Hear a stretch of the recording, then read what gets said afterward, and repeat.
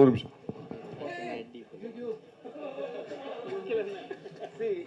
இதுதான் நான் வந்து எப்பவுமே ஃபர்ஸ்ட் இதை சொல்லி தான் ஆரம்பிக்கணும்னு நினைப்பேன். என்னன்னா கொஞ்சம் இது வரைக்கும் நீங்கள் இந்த இதுக்கு எத்தனை தடவை வந்திருக்கீங்க? நிறைய படத்துக்கு வந்திருக்கீங்கல்ல.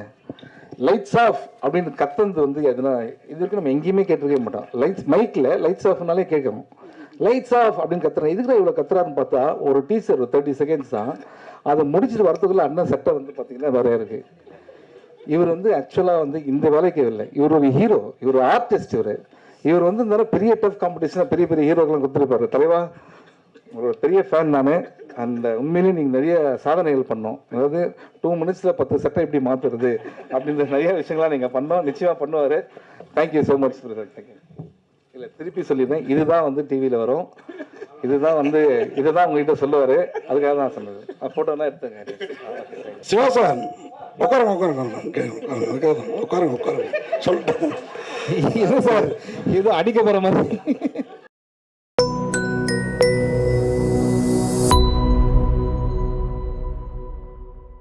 சொல்லுங்க சிவா சார். எங்க சார் யாரு? சார் வாங்க. நீங்க வல்லவர் எனக்கு தெரியும், அது எங்க சங்கம் எல்லாத்துக்கும் தெரியும். ப்ரொடியூசர் தான் வந்து டைரக்டருக்கு பண்ணுங்கிறது இல்லை. இப்போல்லாம் ஹீரோக்கள் கார் வாங்கி கொடுக்கறது, வீடு வாங்கி கொடுக்கறது, தொலைஞ்சு போன 15 பவுனை வாங்கி கொடுக்கறது கூட இருக்கு. இந்த படம் ஹிட் ஆனா ஒருவேளை நீங்க பண்ணுவீங்களா சார்? நீங்க ஃபர்ஸ்ட் எப்படி ஆரம்பிச்சீங்க? வல்லவன் சொன்னேன். அதை நான் பண்ணும்போது உங்கள்கிட்ட தான் சொன்னேன். நீங்கள் வெளியில் சொல்லவே கூடாதுன்னு தானே சொன்னேன். நீங்களே சொல்லலாமா? ஓகே. அதனால் நம்ம பண்ணுறது வெளியில் தெரியாமல் தான் இருக்கும். அண்ட் அர்ஜுனுக்கு தெரியும் அது அது என்ன அப்படின்றது. வாழ்த்துக்கள் சார். இல்லை நீங்கள் கேட்டது என்னோட அவர் ரொம்ப ஹாப்பி. என்னன்னா இப்போ இங்கே ஒரு 15 hour இங்கே ஒரு 15 hour அந்த மாதிரி பிளான் பண்ணிருக்காரு. இல்லை ப்ரொடியூசர் எந்த அளவுக்கு உஷார் பாருங்க. 13 வருஷத்துக்கு முன்னாடி தங்க எந்த வேலை இருந்தால் அதை போட்டு வாங்கி கொடுத்துடலாம் சார் அப்படின்றாரு. சார் கொஸ்டின் சாருங்க சார். சிவா சார், ஒரு ஃபங்க்ஷனில் ஒரு நடிகரை பற்றி சூப்பர் ஸ்டார்னு சொன்னதுக்கு பெரிய சர்ச்சை ஆகிடுச்சு. ஆனால் உங்களை வந்து அகில உலக சூப்பர் ஸ்டார்னு சொல்கிறாங்க. ஆனால் எந்த சர்ச்சையுமே வரமாட்டேங்குது. இதுக்கு என்ன காரணம் சார்? நீங்கள் ஏதாவது தாஜா கஜா பண்ணி வச்சுருக்கீங்களா? இல்லை இந்த சர்ச்சை வரலன்னு வருத்தப்படுறீங்களா? ஆமாம் வருத்தப்படுறேன். சர்ச்சை வரலன்னு சொல்லிட்டு வருத்தப்படுறேன். இல்லை சார் நீங்கள் வருத்தப்படவே வேணாம். நான் ஆல்ரெடி சொன்ன மாதிரி தான் சூப்பர் ஸ்டார் அப்படின்றது வந்து தமிழ்நாடு இந்தியா அதான். நம்ம இந்த எர்த்து கேலக்ஸி அந்த அந்த பிளாக் ஹோல் அந்த மாதிரி போயிட்டோம் நம்ம. ஸோ அதனால் வந்து நம்ம வந்து அகில உலக சூப்பர் ஸ்டார் ஒரே ஒருத்தர் தான் ரவுண்டில் ரேஸில் ஓடிட்டுருக்காரு. அவர் தான் லாஸ்ட்டு, அவர் தான் ஃபஸ்ட்டு. இனிமேல் இன்னொருத்தர் வரவே முடியாது. ஓகேங்களா? வாழ்த்துக்கள் sir. Thank you sir. Thank you sir. Director sir உங்களுக்கு ஒரு கொஸ்டின் சார். ஹீரோக்கு என்ன இருக்குது அவங்க வருவாங்க. இல்லை சார், அதாவது சந்திரசேகர் சார் சிவா சார் சொன்ன மாதிரி அவங்களாவது அவங்க மதர் பார்த்தது நானே பார்த்துருக்குறேன். என்ன கூட சொல்லுவாங்க கர்லிங்கர் அந்த மாதிரி இந்த இப்போ சார் மாதிரி தான் ஆகிட்டேன். அந்த அளவுக்கு முக்கியத்துவம் இப்போ இருக்குமா? ஏன்னா அவருக்கு அந்த படங்கள் அந்த காலத்தில் ஒரு தலைவராக மட்டும் இல்லை, பல படங்கள் இல்லை, அவ்வளோ பிரமாதமாக இருப்பார். அந்த மாதிரி ஒரு முக்கியத்துவம் இருக்குமா அவருக்கு? சார் அதாவது இந்த கதையை ஆரம்பிக்கிறதுக்கு நலன் சார் எங்களுக்கு ஒரு ஒரு ஒரு ஐடியா கொடுத்தாரு சார். அந்த ஐடியாவோட கேரக்டரே அவர் தான்.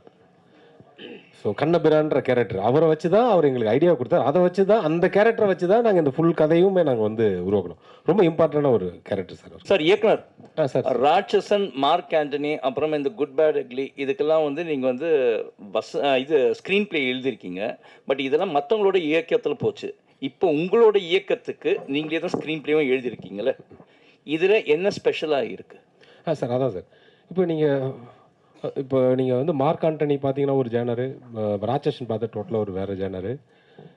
இப்போ நம்ம பண்ணியிருக்கிற இது எனக்கு எப்போதும் வந்து சினிமா வந்து ஒரு டீம் ஒர்க்னு நம்புகிறேன் சார். நம்ம ஒரு தனிச்சு நம்ம அப்படியே திடீர்னு ஒன்று புதுசாக நம்ம மைண்டுக்குள்ளே வந்துடுறேன் சார். இப்போ நான் இது வரைக்கும் சின்ன வயசுலேருந்து பார்த்த நண்பர்கள், படித்த புஸ்தகங்கள், அப்புறம் நான் பார்த்த விஷயங்கள், படங்கள், இதெல்லாம் வச்சு தான் நம்ம வந்து ஒரு கதையை உருவாக்க முடியும் சார். ஸோ இந்த கதைக்கு இந்த சூதுவமுக்கு எனக்கு அதிகமான உதவி தேவைப்பட்டுச்சு. அதுக்கு தான் இப்போ யோகராஜா இருக்கட்டும், நலன் சார் டீம் கதிராக இருக்கட்டும், அந்த யோகியாக இருக்கட்டும், அப்புறம் என்னோட நண்பர் என்னோட டைரக்ஷன் டீமாக இருக்கட்டும், இவங்க எல்லாரும் விவாதிச்சு ஒரு இது அதை தாண்டி வந்து சொன்னேன் இல்லைங்களா, எங்களோட அந்த ஹெட் மாஸ்டர் இருக்கார் இல்லைங்களா, அவர் பேப்பர் தூக்கி மூஞ்சில் அடிச்சுக்கிட்டே இருப்பார். இது இந்த சீன் சூதுவம் கிடையாது, இந்த சீன் சூதுவம் கிடையாது. ஸோ அப்படி ரொம்ப கஷ்டப்பட்டு உருவாக்கப்பட்ட அது கஷ்டம்னு சொல்ல முடியாது. அது எங்களுக்கு ரொம்ப ஜாலியாகவும் இருந்தது. நம்ம ஒரு பெஸ்ட்டு ஒன்று வர்றதுக்கு வேலை செய்கிற ஒரு ஜாலியும் இருந்தது. பெரும்பாலும் இந்த ப்ரொமோஷன்ஸ் இருந்தால் படத்தை ரிலீஸ்க்கு ஒரு 2 நாள் 3 நாளைக்கு முன்னாடி வரும்போது ஹைப்பு கொடுக்கறதுக்கோசரம் இந்த படம் இப்படி ஒரு கலெக்ஷன் வரும்னு சொல்லுவாங்க. அப்புறமா வாயை பிறந்து பார்க்குற மாதிரி இருக்குன்னு நிறைய பேர் சொல்கிறாங்க. உங்கள் படம் எந்த அளவுக்கு இருக்கும்? சார் நாங்கள் வந்து ரொம்ப ஆனஸ்ட்டாக ஒர்க் பண்ணியிருக்கோம் சார். அது எந்த மாதிரி இருக்கும்னு படம் பார்த்துட்டு ஆடியன்ஸு நீங்கள் கொடுக்குறது தான் சார் எங்களுக்கு. நாங்கள் முன்கூட்டி நல்லா இருக்குன்ற ஒரு விஷயம் மட்டும் தான் சார் சொல்ல முடியும். அது ஆடியன்ஸ் தான் சார் அதுக்கான சொல்ல முடியும்.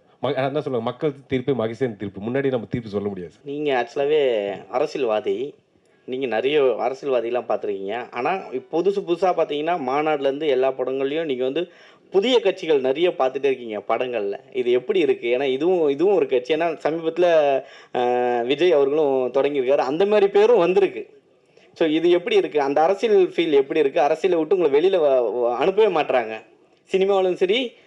ஆமாம் ஆமாம். நான் வந்து என்னுடைய எய்மு எல்லாம் சினிமாவில் நடிக்கணும்னு வந்தேன். அடிப்படையில் நான் வந்து ஒரு திமுககாரன். அடிப்படையில் பள்ளியில் படிக்கிற காலத்துலேருந்து ஒரு திமுககாரன். அதுக்கப்புறம் தான் நான் வந்து சினிமாவில் வந்து புகழ் பெற்ற பிறகு கலைஞர் அவர்கள் என்னை அழைத்து நடிகர் தலைவர் சிவாஜிக்கு பிறகு லட்சிய நடிகர் எஸ்எஸ்ஆருக்கு பிறகு நல்ல தமிழ் பேசுகிற தமிழ் நடிகர் சினிமா உலகத்துக்கு கிடைச்சிருக்கிற, நீ நடித்தால் தூக்கு மேடையில் நிறைய வசனங்கள் இருக்குது, அதை நீ பேசினா தான் அதை பேச முடியும். ஆனால் நீ என்னோட படத்தில் நடித்தால் பல எதிர்ப்புகளை சந்திக்க வேண்டியிருக்கும், யோசித்து சொல்லுன்னு சொன்னார். நான் அப்போ சொன்னேன், நான் அடிப்படையிலே நான் ஒரு திமுககாரன். அதனால் வந்து பராசக்தி மனோகரா வசனத்தெல்லாம் பேசி நடித்தவன் நான். எனக்காக நீங்கள் வசனம் எழுதும்போது இதை விட எனக்கு என்ன பெருமை வேணும்?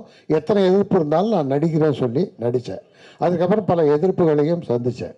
இப்போ நீங்கள் கேட்டிங்கல்ல, அது மாதிரி வரும்போது இப்போ நான் வந்து செல்ஃபின்னு ஒரு படத்தில் ஒரு கேரக்டர் ஒரு ஒரு கஷ்டப்படுற ஒரு குடும்பத்தினுடைய தந்தையாக நடித்தேன். இப்போ வந்து சலூன் ஒரு படத்தில் வேறு கேரக்டர் பண்ணியிருக்கேன். ஆனால் நீங்கள் கேட்ட மாதிரி மாநாட்டில் ஒரு அரசியல்வாதி, இதுலேயும் ஒரு அரசியல்வாதி. இது அரசியல்வாதி என்னென்னா ஒரு நல்ல கண்ணியமான அரசியல்வாதி, அப்படி தான் நடிச்சிருக்கேன். இன்னொன்று என்னென்னா, நான் நடிக்கிற திரைப்படங்களில் நான் ரொம்ப வருஷத்துக்கு முன்னாடி இருந்தே நான் ஒன்று சொல்லியிருக்கேன். நான் ஏற்றுக்கொண்ட தலைமைக்கு அவப்பெயர் வர்ற மாதிரியோ அந்த மாதிரி ஏதாவது ஒரு கேரக்டர்னா அதை நான் தவிர்த்து விடுவேன். அது நிச்சயமாக நடிக்க மாட்டேன். அது இல்லாமல் நல்ல பாத்திரன்றப்ப நடிப்பேன். இதில் வந்து அரசியல்வாதி தான், ஆனால் ஒரு கண்ணியமான ஒரு நல்ல ஒரு சமுதாயத்தை முன்னேற்றுவதற்கு அதுக்கு மேலே அது படம் பார்த்து நீங்கள் தெரிஞ்சுக்கலாம். அந்த மாதிரி ஒரு கேரக்டர், அதனால் இதில் நடிச்சிட்ருக்கேன். வேறு கேரக்டரும் நல்ல கேரக்டரும் நடிச்சிட்ருக்கேன்.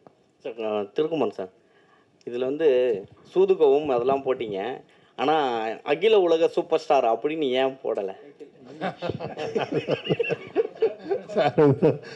அவர் வந்து உலகத்துக்கே தெரிஞ்சவர், எல்லாருக்கும் தெரிஞ்சவரை பற்றி நம்ம போட்டு தான் அவரை காட்டணுன்ற அவசியம் இல்லை, அதனால இல்லை. ஆக்சுவலாக அவர் படம்னாவே எல்லாருமே குட்டீஸ்லேருந்து எல்லாருமே எஸ்கே மாதிரி எல்லாருமே அவர் கவர் பண்ணிட்டாரு. அவர் படம் விரும்பி போய் பார்ப்பாங்க. இது வரைக்கும் இதுவும் ஆகலை. அப்படி இருக்கும்பொழுது அவர் பேர் போட்டாவே கொஞ்சம் உங்களுக்கு வரவேற்பு இன்னும் அதிகமாக இருக்கும். போட்டிருக்கோம் எல்லா இடத்துலையுமே. இது வந்து ப்ரெஸ் பேக்ட்ராப், அதனால இல்லை. பட் இதுலலாம் வந்து அவர் சிவா அவர்கள் நடிக்கும் தான் போட்டுட்டு இருக்கோம். அது இல்லை, அதில் ஒன்றும் பிரச்சனை இல்லை. இல்லை பார்ட் 3 கண்டிப்பாக எடுப்பீங்களா? கண்டிப்பாக பார்ட் 3 எடுக்கிறாங்க. இல்லை 100% இல்லை. ஆல்மோஸ்ட் ஸ்கிரிப்ட் ஃபைனலைஸ் பண்ணிட்டோம். அர்ஜுன் தான் அந்த ஸ்கிரிப்டும் பண்ணி கொடுத்துருக்காரு. அதில் வந்து Vijay Siva sir and his gang அப்படியே இருக்காங்க. அது போக சந்திரசேகர் சார் இருக்காங்க, எம்எஸ் பாஸ்கர் சார் கண்டிப்பாக இருப்பாங்க, அருள்தாஸ் சார் கண்டிப்பாக அதில் இருக்காங்க. இதோட ஆல்ரெடாக பாபி சிம்மா சாரும் கண்டிப்பாக அதில் இருப்பாருன்னு நம்புறேன்னு தான் அவர்கிட்ட பேசணும். கருணாகரன் தான், அவர் இல்லாமல் சோதுகம் இதுவே கிடையாது, ட்ரையாலஜியே கிடையாது. அதனால் கண்டிப்பாக அவங்க எல்லாருமே இருக்காங்க.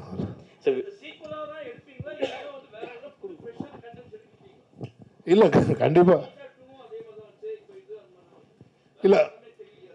இது வந்து எப்படின்னா, இப்போ ஒரு ஆஃப்டர் கொரோனாவுக்கு அப்புறமான காலகட்டம் வந்து சினிமா வந்து ஒரு டைப்பான ஒரு ட்ராக்ல போயிட்டுருக்கு. இப்போ வந்து பார்த்திங்கன்னா இண்டிவிஜுவல் ப்ரொடியூசர்ஸே கிடையாது, எல்லாமே கார்பரேட் மட்டும்தான் இங்கே படம் எடுத்துகிட்டு இருக்காங்க. ஏன்னா இன்றைக்கி சினிமா எடுக்கிற பொருட்செலவு வந்து பார்த்திங்கன்னா அவ்வளவு ஹையாக போயிட்டுருக்கு. இன்றைக்கி வந்துட்டு ஒரு 200 கோடி மினிமமாக ஒரு ஆர்டிஸ்ட் வச்சு படம் எடுக்கனாலே இன்றைக்கி 100 கோடி இல்லாமலாம் ஒரு படம் எடுக்க முடியாது அப்படின்ற சூழ்நிலைக்கு சினிமா போயிடுச்சு. அப்படிப்பட்ட காலகட்டத்தில் எங்களை மாதிரி ஒரு கண்டென்ட் ஓரியன்டாக ஃபிலிம் எடுக்கிறோம், ஒரு சின்ன படம் எடுக்கிறோம், ஒரு நியூ டெக்னீஷியன்ஸ், நியூ ஆர்டிஸ்ட்டு அப்படின்ற அவங்களோட நம்ம படம் பண்ணுறோம் அப்படின்னா, அது மக்கள் மத்தியிலையும் கொண்டு போய் சேர்க்கறதுக்கு வந்து ஏதாவது ஒரு புல்லு தேவைப்படுது. ஒரு பெரிய அந்த அவங்க பண்ணுற செலவுக்கும் அவங்க கொடுக்குற பப்ளிசிட்டிக்கும்லாம் நம்மளால் ஈடு கொடுக்கவே முடியாது. அப்போ இப்போ இன்றைக்கெல்லாம் ஒரு படத்துக்கு 20 கோடி ரூபா பப்ளிசிட்டியே பண்ண ஆரம்பிச்சிட்டாங்க. நம்ம அவ்வளோ பட ப்ரொடக்ஷனில் கூட நம்ம அவ்வளோ பண்ணுறதில்ல. அப்படி இருக்கும்போது இந்த சூதுகம் 2ன்ற ஒரு டைட்டில் வந்து இப்போ இத்தனை கலைஞர்கள் இது நல்ல கலைஞர்கள் நடித்து ஒரு நல்ல படமாக வந்திருக்கு. இதை மக்கள் மத்தியில் கொண்டு போய் சேர்க்கறதுக்கு இந்த டைட்டில் யூஸ் ஆகுதுன்னா அதில் ஒன்றும் தப்பு இல்லைன்றது தான் என்னோட பாலிசியாக இருக்குது. சார் ஃபஸ்ட்டு வந்து இங்கே சூதுகம் 2 ஃபஸ்ட்டு வந்து நம்ம விஜய் சேதுபதி நடித்தாங்க. ஏன் அவர் இதை போடல? அதை விட கம்ஃபர்ட்டாக வந்து நம்ம சிவா இருக்கிறதுனால போட்டிங்களா, இல்லை அவர் காமெடி வியூஸில் அடிச்சு தூக்கிடுவார், விஜய் சேதுபதி காமெடி அவ்வளோ வராதுன்னு சொல்லிட்டு போட்டுக்கிறீங்களா? அப்படி இல்லை, சூதுகம்ல காமெடி பின்னிருப்பாரு. அவர் வந்து அப்போ வந்து காமெடி பண்ணாரு. இல்லை வந்து அந்த கேரக்டரும் இல்லை. இப்போ வந்து இந்த சூதுகம் 2ல வந்து விஜய் சேதுபதி சார் ரீப்ளேஸ் பண்ணி சிவா கேரக்டர் கிடையாது. சூதுகம் 2ல வந்து சூதுகம்ல வந்து தாஸ்ன்ற கேரக்டராக விஜய் சேதுபதி சார் நடிச்சிருந்தாங்க. சூதுகம் 2ல தாஸ்ன்ற கேரக்டரும் இருக்கு, குருநாத்ன்ற கேரக்டரும் இருக்கு. ரெண்டு கேரக்டர்ஸுமே இருக்கு அதுக்குள்ள. இது வந்து தாஸ்ன்ற கேரக்டர்ல விஜய் சேதுபதி ரீப்ளேஸ் பண்ணிட்டு மிர்ச்சி சிவா சார் நடிக்கல. இஸ் கேரக்டர் இஸ் என்டர்லி அந்த யூனிவர்ஸுக்குள்ள இவரும் ஒரு கேரக்டராக உள்ள வந்திருக்காங்க. சார் ஒரு ப்ரொடியூசராக நீங்கள் ஒரு விஷயம் சொல்லுங்கள் சார். இப்போ என்னென்னா, இப்போ வந்து படத்தை ப்ரமோஷன் பண்ணுறதுக்கு பண்ணிட்ட பிறகு படம் ரிலீஸ் ஆகும்போது ரிவ்யூன்னு ஒரு விஷயம் வருது சார். அது வந்து பாசிட்டிவ் நெகட்டிவ் நிறைய வருது. அது நீங்கள் எப்படி பார்க்குறீங்க? ஏன்னா இப்போ வந்து பப்ளிக் ரிவ்யூ கொடுக்குறாங்க. பப்ளிக் கொடுத்த விஷயத்த வந்து நம்ம வந்து போடக்கூடாதுன்னு சொல்கிறது யாருக்கும் உரிமை கிடையாது. ஆனால் வந்து ஒரு விஷயம் ஒருத்தர் சொல்கிறாரு, இது மாதிரி பண்ணாதீங்கன்றாரு. அது நீங்கள் எப்படி பார்க்குறீங்க? ஏன்னா ப்ரொடியூசருக்கு தான் வந்து லாபம் நஷ்டம் ஒரு விஷயம் இருக்குது. நீங்கள் எப்படி பார்க்குறீங்க சார்? இந்த சினிமா வந்து பார்த்தீங்கன்னா ஒரு படம் எடுத்து முடிக்கிற வரைக்கும் தான் நம்ம கையில் இருக்குது. படம் எடுத்து முடிச்சாச்சுன்னா இது வந்து பப்ளிக்கோட ப்ராப்பர்ட்டியாக மாறிடுது. ஒரு படத்தை வந்து நல்லா இருக்குன்னு சொல்லி இருக்கிற ரசிகர்கள் தான் நம்மளை இவ்வளோ பெரிய ஆளாகவும் ஆக்குறாங்க. யாருக்கோ ஒருத்தருக்கு ஒரு ஸ்டார்டம் வருது, ஒரு பட்டம் கிடைக்குது அப்படின்னாலே அது வந்து அத்தனை நாள் அவங்க நடித்தப்போ அந்த ரசிகர்கள் பார்த்து அவங்களை கொண்டாடி அந்த அந்த அந்த ரசிகர்களோட இதுதான் நம்மளை வந்து கொண்டு வந்திருக்கு. ரெண்டாவது, இன்னைக்கு ரிவ்யூஸ்ன்றது பார்த்துட்டிங்கன்னா ஒரு காலத்தில் சினிமாவில் வந்து ஒரு பேப்பரில் ரிவ்யூ வரும். தினத்தந்தியில் பல மேகசின்ஸ் இருக்கும், முதல் ஆனந்தவுடன் இந்த மாதிரி மாலை மாதம் இந்த மாதிரி பேப்பரில் விளம்பரம் வரும். நாங்கள் சின்ன வயசில் இருக்கிற காலத்திலலாம் பேப்பர் படிக்கிறக்காக டீ கடைக்கு போவோம். அங்கே டீ கடையில் வந்து 10 பேர் உட்காந்து இந்த படம் நேற்று நல்லா இருந்துச்சு அப்படி பேசிகிட்டு இருப்பாங்க. அன்னைக்கு டீ கடையில் உட்காந்து பேசுறது இன்றைக்கி ஃபேஸ்புக்லேயும் ட்விட்டர்லேயும் யூடியூப்லேயும் உட்காந்து பேசிகிட்டு இருக்காங்க. இது வந்து எவால்வேஷன் நான் பார்க்குறேன். எவால்வேஷனுக்கு எதுவுமே நம்ம அடாப்ட் ஆகணுமே தவிர அதை வந்து அப்போஸ் பண்ண முடியாது. நம்ம அப்போஸ் பண்ணணும்னு நம்ம சொன்னாலுமே அதை அப்போஸ் பண்ணவே முடியாதுன்றது தான் உண்மை, யதார்த்தம். நீங்கள் கலை யதார்த்தம் என்னென்னா, யூடியூப்பில் போய் யாரையும் பேசாதையோ, ட்விட்டரில் யாரையும் போஸ்ட் பண்ணாதீங்களோ, ஃபேஸ்புக்கில் யாரையும் போஸ்ட் பண்ணாதீங்களோ, வாட்ஸ்அப்பில் யாரையும் ஃபார்வர்ட் பண்ணாதீங்களோ நம்மளால் கண்ட்ரோல் பண்ணவே முடியாது. இதுதான் நியூ நார்மல். இதுதான் இன்னைக்கு இருக்க உலகம். இந்த உலகத்துக்கு நம்ம அடாப்ட் ஆகிட்டால் நமக்கு நல்லது. இதை வந்து நான் எதிர்த்து நிற்கிறேன் அப்படின்னா கால வெள்ளத்தில் நம்ம காணா போடுமே தவிர நம்ம வளர முடியாதுன்றது என்னோட கருத்து, என்னோட ஒப்பீனியன். நான் இது மற்றவங்களுக்கு போல இது நீங்கள் இப்படி இருங்கன்னு நான் சொல்ல விரும்பல. சந்திரசேகர் சார், உங்களுக்கு சார் 45 வருட காலமாக நீங்கள் நடிச்சிட்டு வரீங்க. அப்போ இருந்த ஜென்ரேஷன் வந்து வேறு, இப்போ இருக்கிற வேறு. ஏன்னா இப்போ இருக்கிற ஒரு ஹீரோவாக இருந்தாலும் சரி, உடனே கேரவன் போயிடுறாங்க, ஒரு செகண்ட்லேயே கேரவன் போயிடுறாங்க, உள்ளே போயிட்டு வரமாட்டுறாங்க. டேரக்டர் வெளியே நின்று கத்துன்னு கத்துற அசிஸ்டன்ட் டேரக்டர்லாம் போய் நிற்கிறாங்க. இப்போ நீங்கள் அப்போ பார்த்ததுக்கும் இப்போ இருக்கிற ஆர்டிஸ்ட்டுக்கும் என்ன வித்தியாசம் பார்க்குறீங்க சார்? அப்போ என்னென்னா கேரவன் அந்த மாதிரி இல்லை. ஒரு அவுடோர் ஷூட்டிங் போனால் கூட ஒரு வீட்டில் தான் எல்லோரும் ஒன்றா உட்காந்துருப்போம். இல்லை ஷூட்டிங்க்கு பக்கத்தில் வீடே இல்லைன்னா ஒரு மரத்தடியில் எல்லா ஆர்டிஸ்ட்டும் உட்காந்துருப்போம். அப்போ அங்கே என்னன்னா எல்லா விஷயமும் பேசுவோம், அரட்டை அடிப்போம், எல்லா விஷயங்களும் பேசுவோம். அதுக்கப்புறம் சரி இப்போ எடுக்க போகிற ஷாட்டு, இந்த சீன் இருக்குல்ல, இந்த சீனில் உன் டைலாக் என்ன, என் டைலாக் இது, நீ இதை சொல்லு, நான் அதை சொல்கிறேன், இது வேண்டாம் கொஞ்சம் டைரக்டர் கூப்பிடு, இப்படின்னுலாம் இதெல்லாம் ஒரு அந்யோன்யம் இருக்கும். மத்தியானம் என்ன சாப்பிட்லாம், உனக்கு என்ன, இது மாதிரி ரொம்ப ஒரு அந்யோன்யம் இருந்தது. அது இப்போ குறைஞ்சிருக்கு. அது வந்து இப்போ குறைஞ்சிருக்கு. இப்போ வந்து என்னென்னா தனித்தனியாக இருக்கும். ஆனால் ஒன்று, விஞ்ஞான வளர்ச்சியில் வந்து பல விஷயங்கள் வந்து கொஞ்சம் தவிர்க்க முடியாத சில விஷயங்கள் இருக்கும். ஆனால் அதனால் எந்த வகையும் சினிமா வந்து இறங்கிருச்சு அப்படின்னு சொல்ல முடியாது. சினிமா பிரமாதமாக இருக்குது. சினிமா இன்னைக்கு முன்னேற்றமாக இருக்குது. அன்னைக்கு நாங்கள்லாம் ஒன்றா இருந்ததுனால பிரமாதமாக நடித்தோம். இன்றைக்கி எல்லாம் கேரவன்லேருந்து வர்றதுனால நடிப்பு கம்மியாக இருக்குன்னு சொல்ல முடியாது. பின்னி எடுக்கிற நடிகர்கள்லாம் வந்துட்டாங்க. ஒன்றும் இல்லை, உதாரணத்துக்கு இப்போ கருணா உட்காந்துருக்காரு, பல விதமான காமெடி மட்டும் இல்லை, கேரக்டர் ரோல் பண்ணுறாரு, எல்லாம் பண்ணுறாரு. இப்போ சிவா இருக்கார். சிவா எனக்கு தெரிஞ்ச சிவா இல்லை, சினிமாவில் ஸ்க்ரீனில் பார்க்காத சிவா இருக்கார்ல, அவர் ஒரு அற்புதமான நடிகர், ஒரு சீரியஸ் நடிகர். அதுக்கான சில காட்சிகளை நான் ஒரு படத்தில், சலூன் படத்தில் பார்த்தேன். ஸோ அந்த மாதிரிலாம் வந்து ரொம்ப யங்கர் ஜென்ரேஷன் ரொம்ப பிரமாதமாக இருக்காங்க, பழசை உள்வாங்கிக்கிறாங்க. அதனால் வந்து சில குறைகளும் இருக்கிறது, நிறைகளும் இருக்கிறது. ஆனால் வளர்ச்சி தான். சார் கருணாகரன் சார், ஒரு கேள்வி. நீங்கள் இப்போ சின்னத்திரை பக்கம் போனதுக்கப்புறம் நிறைய சினிமாவில் காணும். ஆனால் அங்கேருந்து இங்கே வந்தவங்க நிறையா இருப்பாங்க. ஆனால் நீங்கள் இங்கேருந்து அங்கே போட்டு, ஏன்னா நாங்கள் அவ்வளோ டேலண்ட் உங்கள்கிட்ட, அதை எப்போதான் தான் எங்களால் டிவியில் பார்க்க முடியுது. வீட்டில் இருக்க லேடிஸ்லாம் பார்க்குறாங்கன்னு நினைக்கிறேன். ஓகே, இல்லை ஆக்சுவலாக ரொம்ப கஷ்டங்க. சிவா சார் அடிக்கடி ஹோஸ்ட் பண்ணிடுறாரு நிறைய ப்ரோக்ராமு. அந்த ப்ரோக்ராம் நான் பண்ணும்போது ஒரே நாளில் 4 எபிசோட் எடுப்பாங்க. காலையில் 9 மணிக்கு ஆரம்பித்து நைட்டு 3-4 மணி ஆகிடும். ஸோ அந்த எனக்கு ஆனால் பண்ணுறதுக்கு இன்ட்ரெஸ்டிங்காக இருக்குது. ஃபஸ்ட் டைம் பண்ணும்போது கஷ்டமாக இருந்தது. இப்போ திரும்ப கிடைச்சாலும் பண்ணுவேன் கண்டிப்பாக. சரி சார், சூதுகவும் அப்படின்னு சொல்கிற வார்த்தை வந்து பார்த்தீங்கன்னா அடிக்கடி அம்மா வந்து எலெக்ஷன் டைமில் யூஸ் பண்ணாங்க, புரட்சி தலைவி. அதே போல் இந்த நாடும் நாட்டு மக்களும் அப்படின்றது பியூர் சின்னப்பா அவர் யூஸ் பண்ணது. அது ரெண்டுமே வந்து பயங்கர ஒரு ஸ்ட்ராங்கான வார்த்தை. இதை எப்படி நீங்கள் வந்து பிடிச்சி இதில் வச்சிருக்கீங்க? சூதுகம் டைட்டில் நலனோட டைட்டில், இது நான் பிடிச்ச டைட்டில் கிடையாது, அவர் வச்ச டைட்டில். பேசிக்காக சூதுகம் வந்து ஒரு காமெடி படம். இது சூதுகம் 2 வந்து ஒரு பயங்கரமான காமெடி படம். இது வந்துட்டு மோரல்ல சூதுகமே வந்து ஒரு பொலிட்டிக்கல் சட்டையர் தான். இன்னைக்கு சமுதாயம் எப்படி இருக்குன்றது ஒரு சட்டரிக்கலாக சொன்னாங்க அவங்க. சூதுகம் படத்தில் வந்து இன்னைக்கு சொசைட்டி எப்படி அவால்வ் ஆகிட்டு இருக்கு, நம்மளை சுற்றி இருக்க சொசைட்டி எப்படி அவால்வ் ஆகிட்டு இருக்குன்றத எந்த விதமான பவுடர்லாம் போடாமல், மேக்கப்லாம் போடாமல், பட்டவர்த்தனமாக மூஞ்சில் அடித்த மாதிரி சொன்ன படம். அதை வந்து ஃபன்னாக காமெடியாக டெலிவரி பண்ணியிருந்தாங்க. அதே மாதிரி தான் இந்த படமும். அதான் நீங்கள் படம் பார்த்தீங்கன்னா கண்டிப்பாக புரியும் இந்த டைட்டில் ஏன் வந்து இதில் சூதுகம் கீழே நாடு நாட்டு மக்களும் இருக்குது அப்படின்றது. கண்டிப்பாக நீங்கள் படம் பார்த்தீங்கன்னா புரியும். அதே மாதிரி ஏன்னா இந்த இதில் வந்து பார்த்தீங்கன்னா இந்த நாடு நாட்டு மக்களும் மட்டும் இல்லை, இப்போ அர்ஜுனோட இதுவே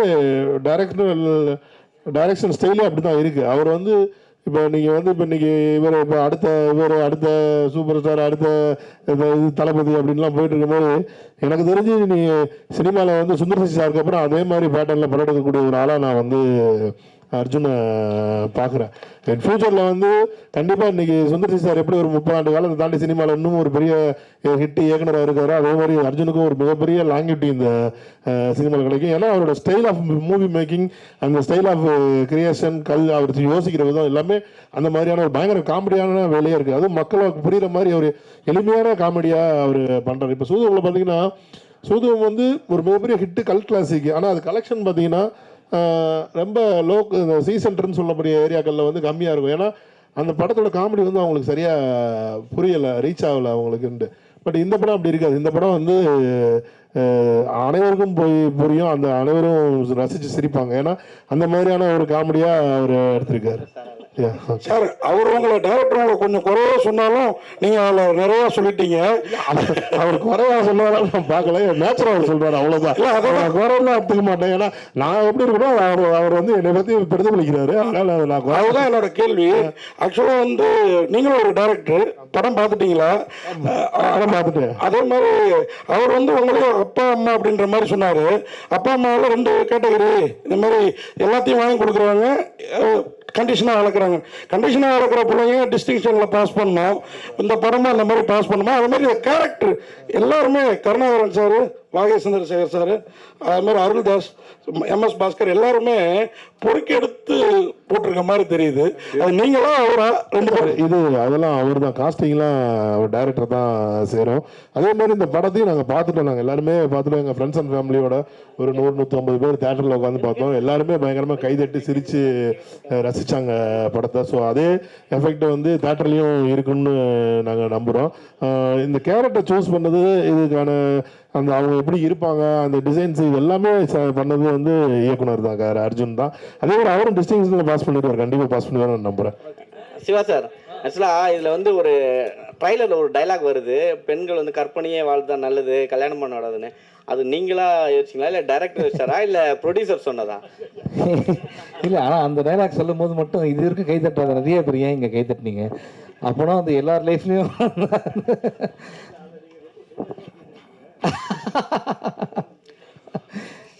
சந்திரசேகர் சார், அது வந்து கேள்வி. சந்திரசேகர் அர்ஜுன் சொன்னதுதான்.